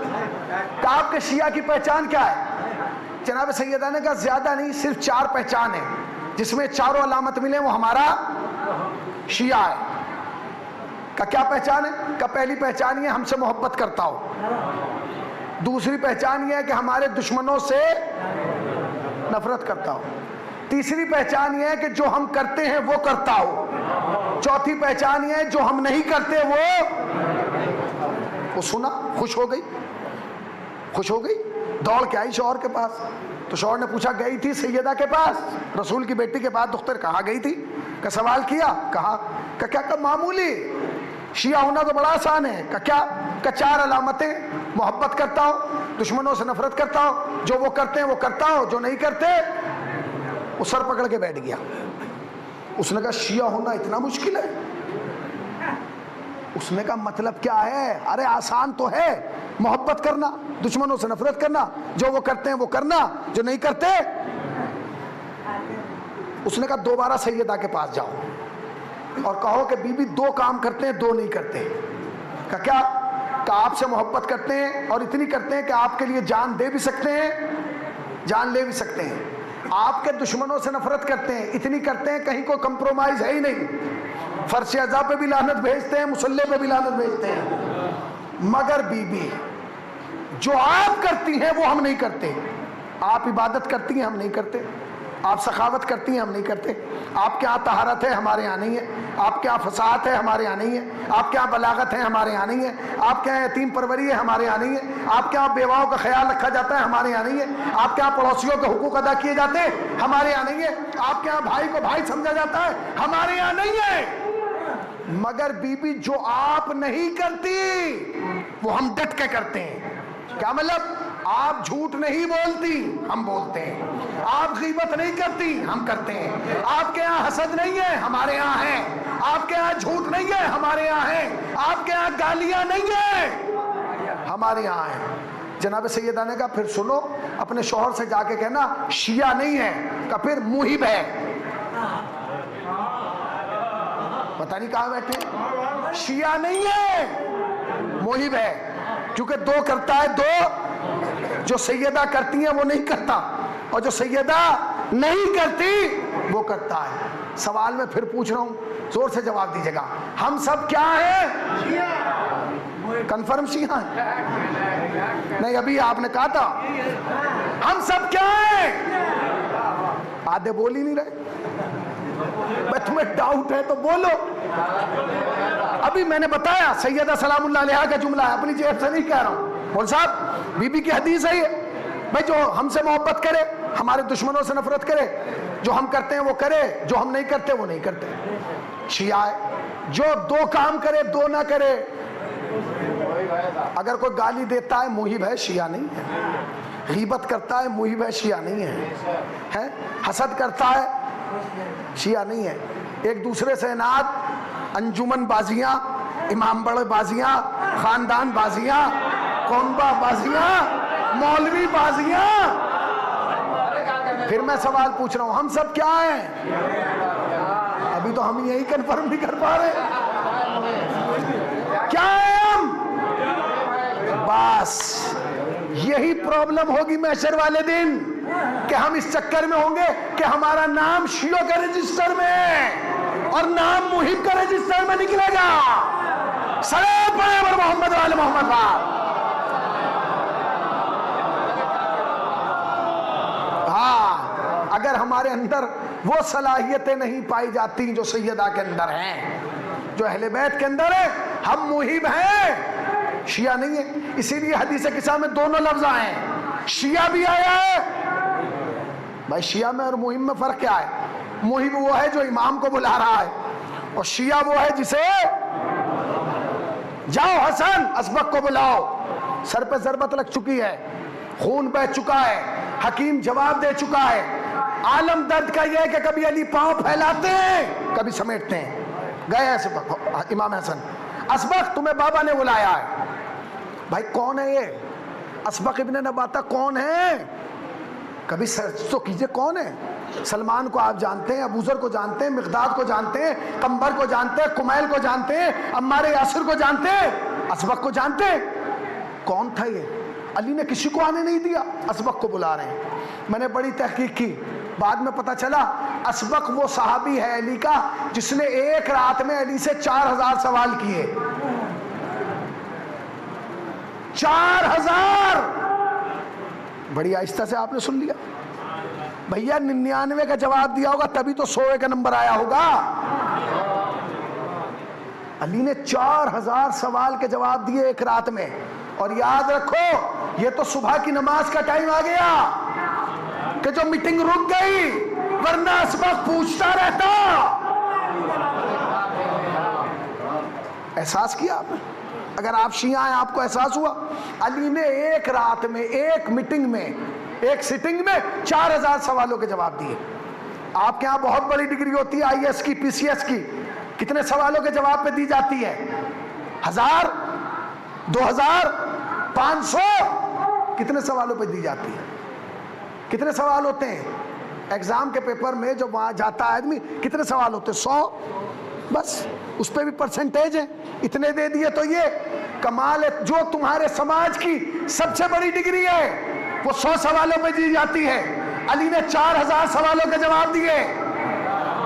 کیا دنیا والوں کے پاس آج تک کوئی ڈگری ہے جو علی کی قبر پہ لے جا کے دکھا دے کہ مولا ہم سب نے یہ آپ کو دیے؟ کیونکہ آپ سے بڑا کوئی عالم نہیں ہے۔ نبی جانتے تھے کہ دنیا والوں کے پاس علی کے علم کے برابر کوئی ڈگری نہیں ہے، لہٰذا اپنی زندگی میں خود ہی دے گئے، انا مدینۃ العلم وعلی بابا۔ والی بابوہا ڈگری ہے، یہ ڈگری ہے جو نبی نے علی کو دی ہے۔ اسبق نے 4000 سوال کیے، علی نے، اچھا کمال ہے، مولا فرما رہے ہیں ممبر سے کلم الناس، لوگوں سے کلام کرو قدر عقولہم، ان کی عقلوں کے مطابق۔ اچھا علی تو عقلوں کے مطابق بول رہے ہیں، اور کمال یہ کہ آج تک علی کے کلام پر ریسرچ ہو رہی ہے۔ تو جب علی کے کلام کا معیار یہ تھا کہ آج تک ریسرچ ہو رہی ہے، تو علی کا کلام سمجھ میں کیسے آتا تھا لوگوں کے؟ تو جانتے کیسے آتا تھا؟ علی نے کچھ شاگردوں کی تربیت کی تھی جو علی کے سامنے بیٹھتے تھے، علی کا کلام ان کی سمجھ میں آتا تھا، پھر وہ لوگوں کو ان کی عقلوں کے مطابق سمجھاتے تھے کہ علی کہنا کیا چاہ رہے ہیں۔ ہم کہتے ہیں سلمان صحابی ہے، ابو ذر صحابی ہے، قمبر صحابی ہے، یہ صحابی نہیں، سلمان علی کے شاگرد کا نام ہے، ابو ذر علی کے شاگرد کا نام ہے، بلال علی کے شاگرد کا نام ہے، میثم تمار علی کے شاگرد کا نام ہے۔ اسی لیے تو دنیا پریشان ہے کہ جب شاگرد ایسے ہیں استاد کیسا ہوگا؟ کیا ہے؟ ابن عباس شاگرد ہے جسے قرآن کا درس دیا، تفسیر کا دیا کہ نہیں؟ اسبق ابن نباتہ، اور اسبق ابن نباتہ کے سوال وہ نہیں تھے جو ہمارے ہوتے ہیں مولوی سے کہ بتاؤ کربلا میں امام حسین کا گھوڑا تھا یا گھوڑی؟ نا، اسبق ابن نباتہ نے جو سوال کیے اسرار کائنات پہ تھے۔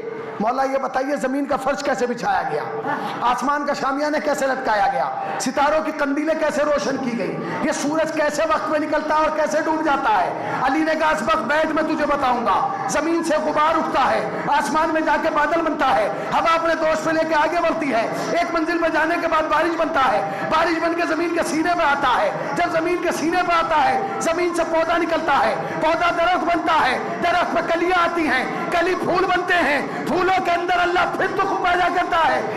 اس وقت یاد رکھ اللہ نے ایک بیج سے پوری کائنات کو بنا دیا ہے۔ علی نے کس کو بتایا؟ اسبق کو بتایا۔ اب آگے بڑھیے، ایک شاگرد اور ہے علی کا، اگر اس کا تذکرہ نہ کیا بات ادھوری رہ جائے گی، اس کا نام ہے مالک اشتر۔ علی نے اسے بتایا حکومت کیسے کرنا ہے، اور خالی بتایا نہیں، علی نے مالک کے نام ایک خط لکھا۔ کتنا لمبا خط ہے؟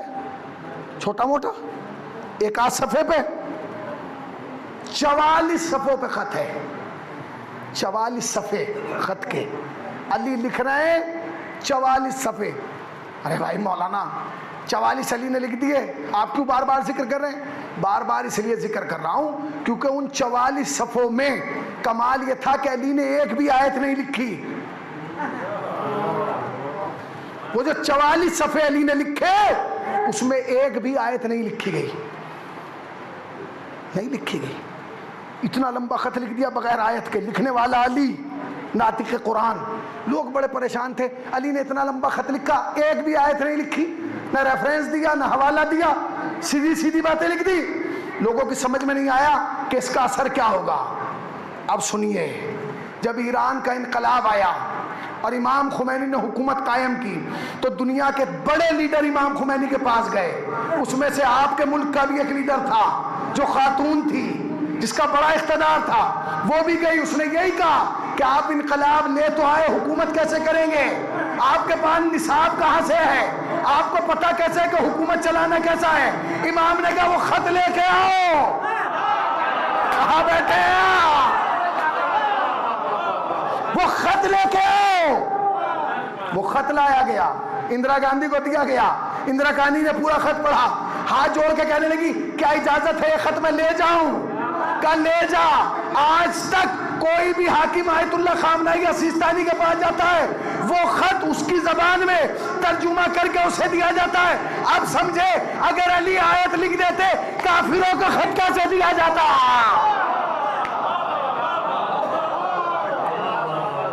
کافروں کو خط کیسے دیا جاتا؟ کیسے خط دیا جاتا اگر علی اس میں آیت لکھ دیتے؟ علی نے خط میں کوئی آیت نہیں لکھی, کیونکہ پتہ نہیں حاکم کس قوم کا ہو. آپ سمجھے, یہ شیعوں کے امام بن کے نہیں آئے, یہ انسانیت کے رہبر بن کے آئے ہیں.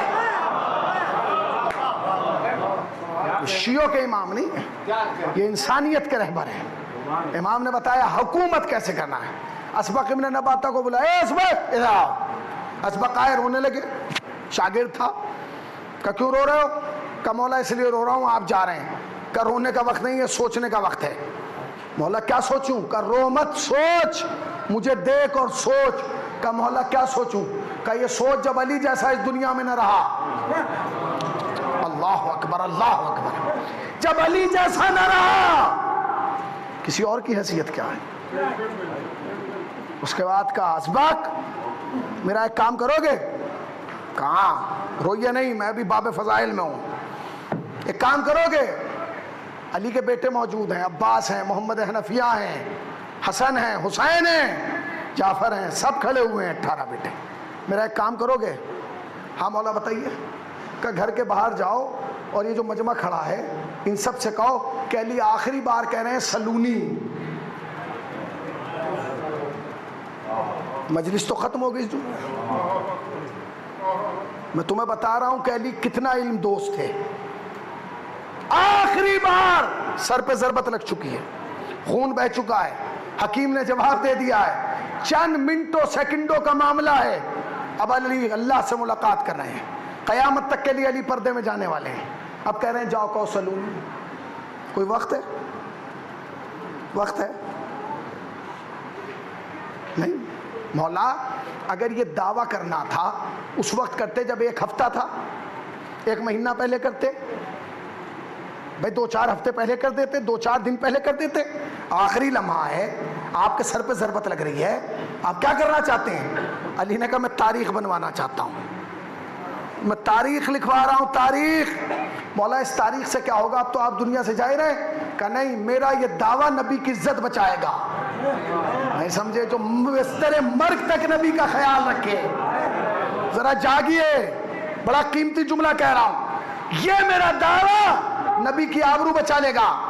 یا علی اب آپ خود جانے والے ہیں 2-4 منٹ میں, 2-4 سیکنڈ میں اس دنیا سے پردہ کر رہے ہیں. اب بھی آپ کو نبی کی عزت کا خیال. کہاں؟ میں آبرو رسالت کا امین ہوں, مجھے نبی کی آبرو کا کی حفاظت کرنا ہے. کہ بھئی آپ کا یہ دعویٰ نبی کی عزت کیسے بچائے گا؟ کہ تم نہیں جانتے.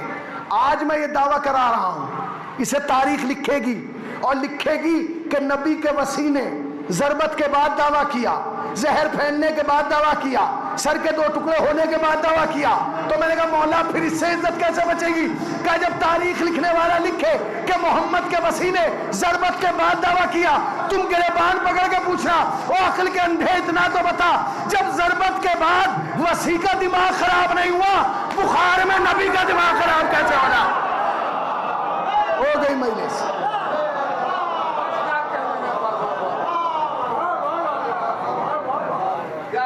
وسیع کا دماغ خراب نہیں تو نبی کا دماغ کیسے خراب؟ کیسے کیسے سوال کیے گئے, کیسے کیسے سوال کیے گئے. قسم خدا کی, مولا کائنات کے سامنے بیٹھنے والے جتنے تھے نا, اب میں جو جملہ کہہ رہا ہوں بہت بڑا جملہ کہہ رہا ہوں, شاید دنیا میں جتنا نقصان علی کے زمانے والوں نے کیا نا اپنا, جو علی کے سامنے بیٹھے تھے, ان سے زیادہ نقصان کسی نے کیا ہی نہیں. علی کہہ رہے تھے پوچھ لو, اور وہ یہ پوچھ رہے تھے بتائیے میرے سر میں بال کتنے ہیں؟ علی نے کہا بتا دوں کتنے ہیں؟ اگر بتا دوں گا تو کیا گن لے گا؟ مگر اس سوال کا, اس دعوے کا کمال جانتے ہیں کیا ہے؟ سنیے, بعد نبی اسلام کے خزانے پہ ڈاکہ پڑا. سمجھ رہے ہیں نا جو میں کہہ رہا ہوں؟ بند الفاظ میں بعد نبی اسلام کے خزانے پہ ڈاکہ پڑ گیا, سب لوٹ کے لے گئے.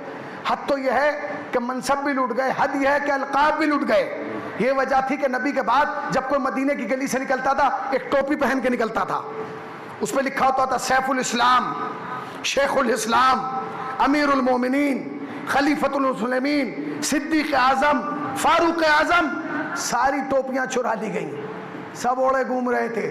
مگر جب 25 سال کے بعد علی کو اس خزانے کی چابی ملی اور علی نے کھول کے دیکھا, پتہ چلا سارے ٹائٹل لوٹ لیے گئے, بس ایک ٹائٹل ہے جو کسی نے نہیں اٹھایا, وہ تھا باب مدینۃ العلم. آپ نے غور ہی نہیں کیا, باب مدینۃ العلم. اس کا مطلب یہ کہ لٹیرے بھی جانتے تھے خلیفہ بننا آسان ہے, باب علم بننا آسان نہیں ہے.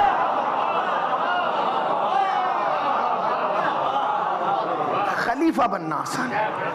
مولانا پوری مجلس علم پہ کر دی, ایک سوال تو ایسا بتا دیں جو ہماری کھوپڑی میں, ہمارے دماغ میں, ہمارے ذہن میں آ جائے.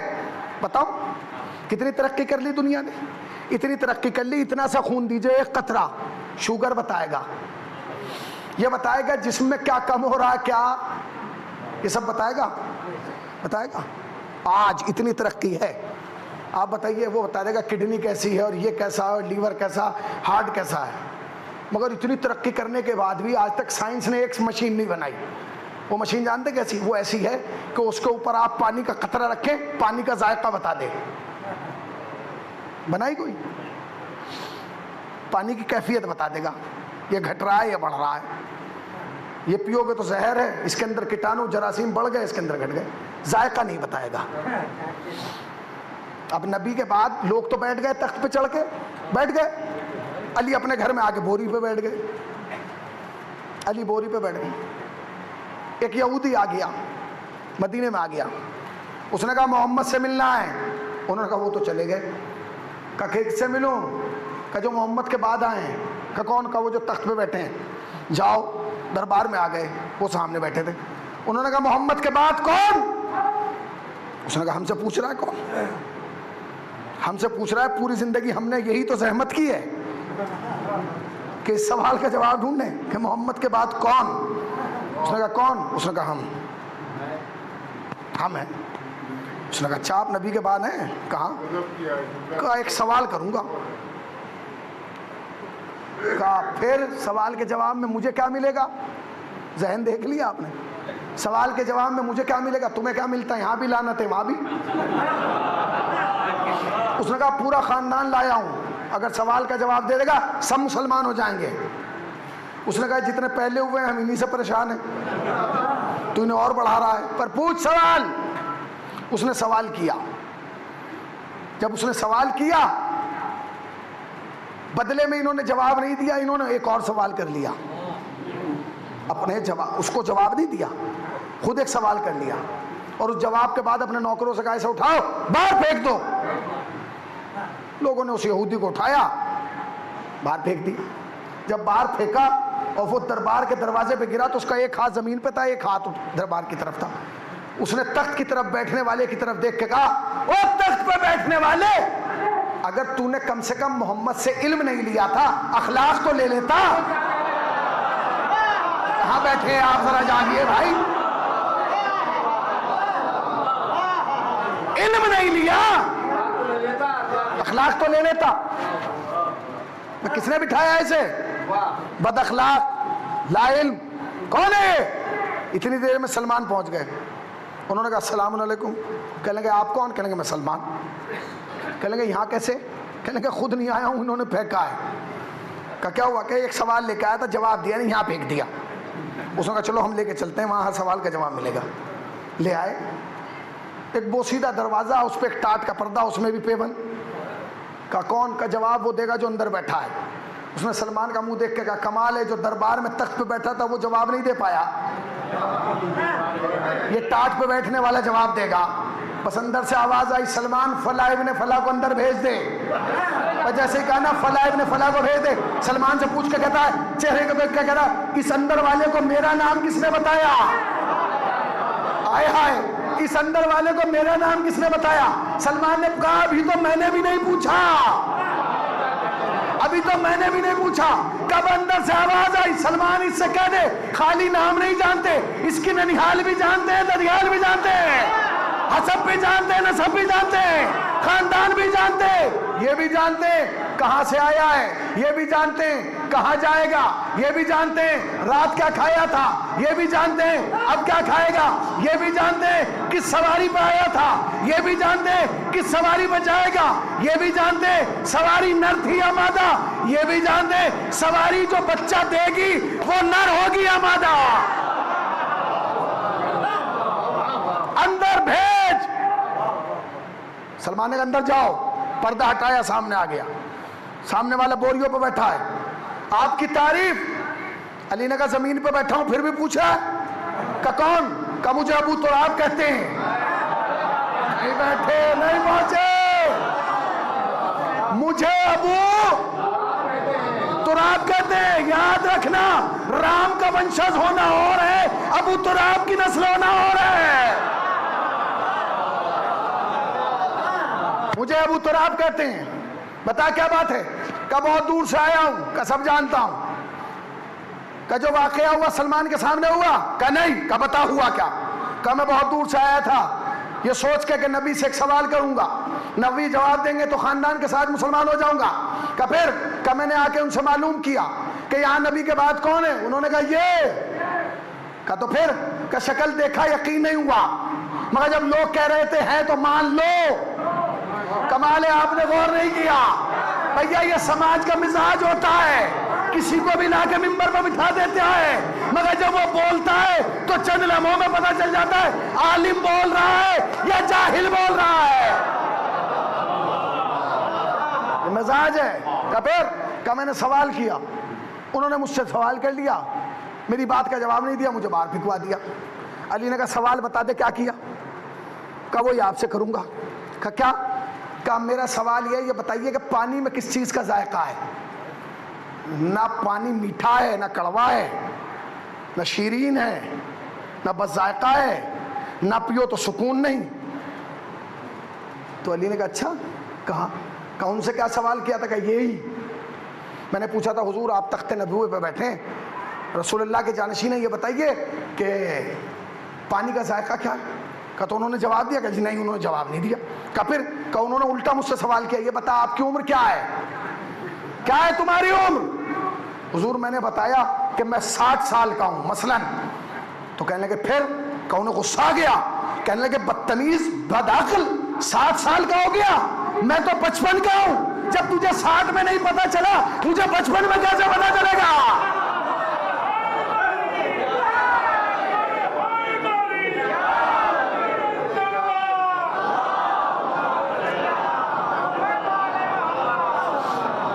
جب تجھے 60 میں نہیں پتا چلا کہ پانی کا ذائقہ کیا ہے، مجھے 55 میں چلے گا؟ اٹھاؤ اسے باہر پھینک دو۔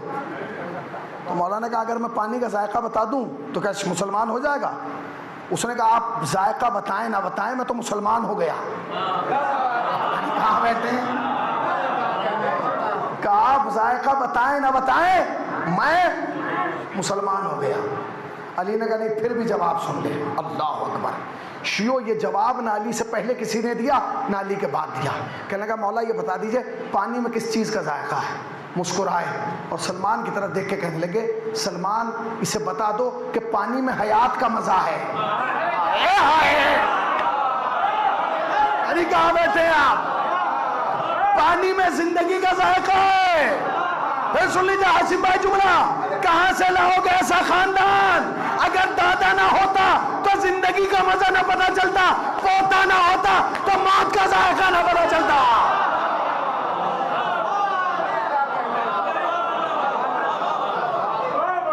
علی نے بتایا کہ حیات کا مزہ پانی میں، اور پوتے نے بتایا کہ موت کا ذائقہ کیسا ہے۔ نہ دادا کا جواب نہ پوتے کا جواب، دادا بھی لاجواب پوتا بھی لاجواب، دادا بھی بے مثال پوتا بھی بے مثال، دادا کا بھی کوئی ثانی نہیں پوتے کا بھی کوئی ثانی نہیں۔ یاد رکھنا شیعو، علی کا شیعہ سادہ لباس تو ہو سکتا ہے بوسیدہ لباس میں تو مل سکتا ہے، جاہل نہیں مل سکتا۔ تمہیں فخر ہونا چاہیے اس بات پہ کہ اس کائنات کا سب سے بڑا عالم بعد نبی اگر کوئی ہے تو وہ تمہارا مولا و آقا ہے۔ تمہیں فخر کرنا چاہیے، تمہیں افتخار اس بات پہ ہونا چاہیے کہ ہم جسے مانتے ہیں کائنات کا سب سے بڑا عالم ہے۔ ہم علم دوست لوگ ہیں، الحمدللہ ہمارے اجداد، ہمارے بزرگوں نے جو علم پر کام کیا اس کا نتیجہ یہ ہے کہ آج آپ کسی بھی آفیسر کے سامنے جائیے، وہ آپ کو جانتا ہو نہ جانتا ہو، جیسے ہی آپ کہیں گے شیعہ تو اس کا پہلا جملہ یہ ہوگا آپ کی قوم پڑھی لکھی قوم ہوتی ہے۔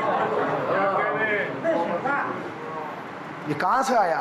یہ ہمارے اور آپ کی وجہ سے نہیں، جو ہمارے آبا و اجداد نے کام کیا، جو ہم سے پہلی 2-3 نسلیں گزری ہیں، جو انہوں نے علم پر کام کیا، اس کا نتیجہ یہ ہے۔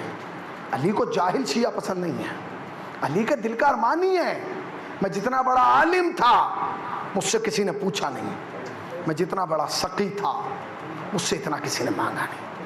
علی کی سخاوت کے ارمان بھی دل میں رہ گئے، علی کے علم کے ارمان۔ مگر کچھ سوال ایسے ہوئے زندگی میں اہل بیت کی جنہوں نے بہت رلایا ہے، جانتے ہیں؟ ایک سوال جس پر حسین آخری سجدے تک روئے، وہ سوال جانتے کیا ہے؟ وہ سوال یہ تھا کہ سکینہ بار بار پوچھ رہی تھی باپا یہ بتاؤ کہ یتیمی کسے کہتے ہیں؟ جزاک اللہ، مولا آپ کو قبول کرے، مولا آپ کو قبول کرے۔ ہاں، جو لوگ کربلا گئے ہیں نا وہ اس بات کی گواہی دیں گے۔ ذرا ہاتھ اٹھائیے جو لوگ کربلا گئے، اللہ سب کو کربلا کی زیارت نصیب کرے۔ یہ بتائیں گے جب آپ امام حسین کے روزے میں جائیں گے نا، بہت نشیب میں، بہت گہرائی میں، تقریباً 60-70 پیڑیاں اتر کے آپ حرم میں پہنچتے ہیں۔ جب آپ حرم میں جائیں گے تو سامنے امام حسین کی زری ہے، مگر جب اس زری تک جائیں گے تو راستے میں ایک بڑی سی جالی ملتی ہے۔ پوچھو یہ کیا ہے؟ لوگ کہتے ہیں گنج شہداء ہے، اس میں حسین کے اصحاب، انصار، چاہنے والے اسے دفن کر دیا۔ جہاں بھی جائیں گے نا آپ کو زری 2 کونوں کی ملے گی، 4 کونوں کی ملے گی، مگر حسین کی زری پہ جائیں گے تو 6 کونوں کی زری ہے، 6 کارنر ہیں۔ کہ 6 کارنر کیوں ہیں؟ کیونکہ حسین کی زری میں اکیلے حسین دفن نہیں ہے، حسین کے ساتھ 2 ہستیاں اور دفن ہیں، ایک حسین کا بڑا بیٹا علی اکبر، ایک حسین کا چھوٹا بیٹا علی اصغر۔ علی اکبر کی تدفین تو سب کو معلوم تھی کہ علی اکبر بھی اسی قبر میں، علی اصغر کا کسی کو نہیں پتا تھا۔ ایک قافلہ ہندوستان سے گیا بہت پہلے اور وہاں جا کے آیت اللہ کشمیری سے پوچھنے لگا کہ یہ بتائیے کہ علی اصغر کی قبر کہاں ہے؟ آیت اللہ کشمیری مقتل پڑھتے رہے مگر کہیں جواب نہیں ملا، تھک گئے، قبر حسین پہ آئے، روئے اور روتے روتے سو گئے۔ جب سو گئے تو کیا دیکھا؟ خواب میں زری سے حسین آئے، کہنے لگے کشمیری کیوں رو رہے اور پریشان کیوں؟ کہ مولا پرسوں سے آپ کے دروازے پہ ہوں، کبھی میرے ذہن میں سوال نہیں آیا، آج ان قافلے والوں نے پوچھا تو میں پریشان ہو گیا۔ کہ کیا؟ کہ مولا یہ بتائیے کہ علی اصغر کی قبر کہاں ہے؟ حسین رونے لگے، کہا کہ بتا دو کہ اسی زری میں۔ کہ مولا پر نظر نہیں آتی، کہ نظر نہیں آئے گی، کہ کیوں؟ کہ جب شام غریبہ رباب علی اصغر کو لائی اور میری بغل میں لٹا دیا، جب ظالموں نے اعلان کیا کہ لاشیں پامال کیے جائیں گے، ارے اس سے پہلے کہ علی اصغر کے جنازے پہ کوئی گھوڑے کی ٹاپ پڑتی، میں نے اپنے آپ کو علی اصغر پہ گرا دیا۔ ارے میرا سینہ علی اصغر کی قبر، میرا سینہ علی اکبر، علی اصغر کی قبر حسین کے سینے میں ہے۔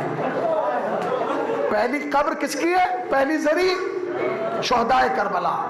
آپ آگے بڑھیں گے امام حسین کی زری، امام حسین کی زری میں جناب علی اکبر، جناب علی اصغر۔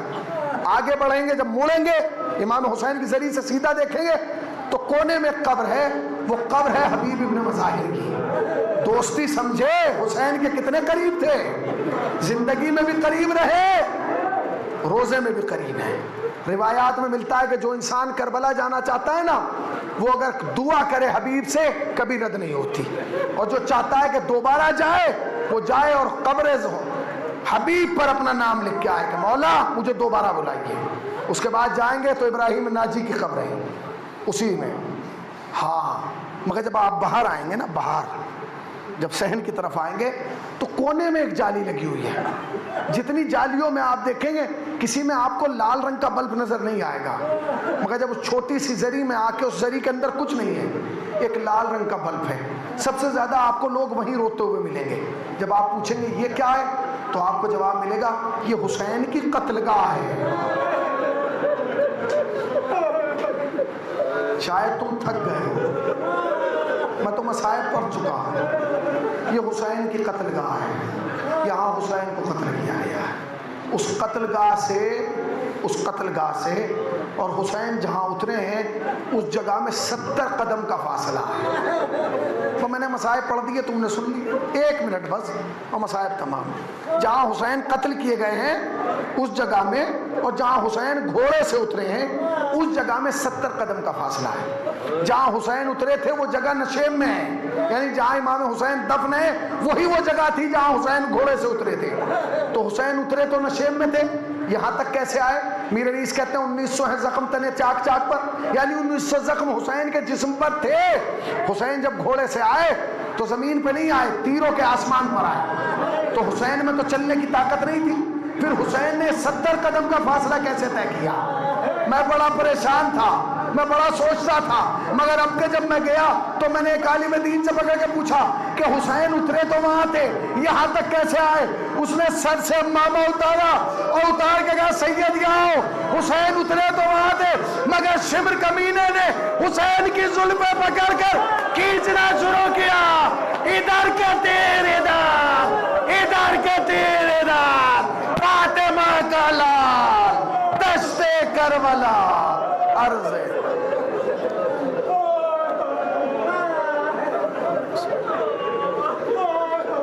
سیعلم زلان ایام القدر یقین۔ پروردگارہ تجھے واسطہ محمد وآل محمد کا، ہماری مختصر قلیل سی بات قبول فرما، سبب نجات توشہ آخرت قرار دے، جن مرحومین کے سارے ثواب کے لیے میلی سزا برپا کی گئی ہے فشار قبر تنہائی قبر خلقت قبر سے محفوظ فرما، درجات کو بلند سے بلندر فرما، جوار اہل بیت میں جگہ عنایت فرما، حاضرین مجلس کو سال کے اندر اندر زیارت کربلا مولا سے مشرف فرما، جو ایک بار جا چکا اسے 2 بار بلا لے، جو 2 بار جا چکا اسے بار بار بلا لے، آنکھ بند نہ ہو جب تک روزہ حسین کا دیدار نہ کر لے۔ اے میرے اللہ، جتنے بیٹھے ہیں انہیں مانگنے کا سلیقہ نہیں آتا، تجھے عطا کا طریقہ آتا ہے، ان کی تمام نیک دلی حاجات کو پورا فرما۔ میرے اللہ ان کے اٹھے ہوئے ہاتھوں پر اپنی رحمتیں، برکتیں، نعمتیں، مغفرت نازل فرما۔ میرے اللہ ملک عزیز ہندوستان کی حفاظت فرما، علماء حق کی حفاظت فرما۔ پروردگار اس ذکر کو ہماری نسلوں میں منتقل کر دے، ہماری زبان بیان میں قوت عطا فرما، ہمارے گناہوں کو فرما، گناہوں کو فرما، گناہوں کو فرما، عاقبت بخیر فرما، عاقبت بخیر فرما، عاقبت بخیر فرما۔ پروردگار تجھے واسطہ محمد وآل محمد کا ہمارے وارث کے ظہور میں تعجیل فرما، ہمیں سرکار کے اعوان و انصار میں شمار فرما۔